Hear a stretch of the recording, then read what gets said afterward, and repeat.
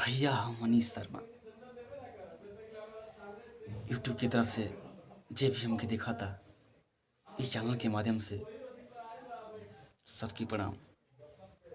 एगो गाना सुनाई आप लोग के अच्छा लगी तो कमेंट कर जरूर देव जा कि गाना कैसा लागत रहा। गाना के तैसा बोल बा रुको जरा सबर करो।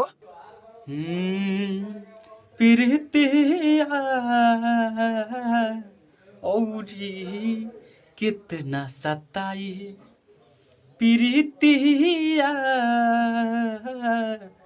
औरी कितना सताई दोसरा के नाम के मेहदी रचा के दूसरा के नाम के मेहदी रचा के भइलू चित पराई प्रीतिया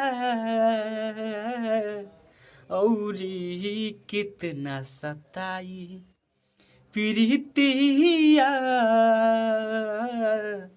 औरी कितना सताई। मजा आया।